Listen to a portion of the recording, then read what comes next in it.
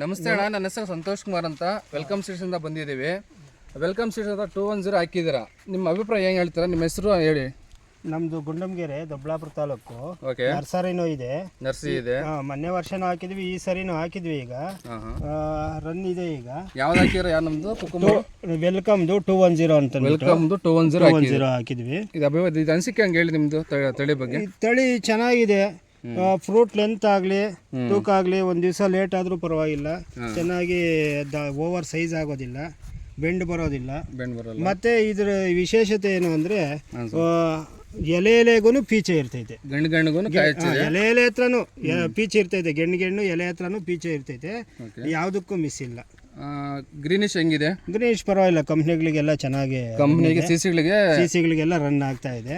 ಏನು ಪ್ರಾಬ್ಲಮ್ ಇಲ್ಲ. ಸೈಜು ಅಷ್ಟೇ ಕರೆಕ್ಟ್ ಸೈಜ್ ಇದೆ. ಮೀಡಿಯಂ ಸೈಜ್ ಇದೆ. ನಿಮಗೆ ಆಗುತ್ತಿದೆ. ನೆನ್ನೆ ಹಾರ್ವೆಸ್ಟ್ ಮಾಡಿದ್ವಿ. 800 kg ಬಂದಿತ್ತು.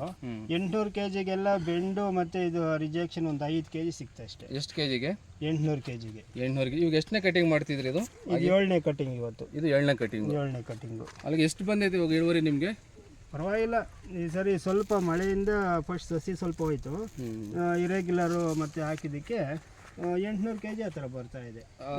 ಕಟಿಂಗು 800 ಬರ್ತಿದೆ. 800 ಅಂತ ತನಕ ಬರ್ತಾ ಇದೆ.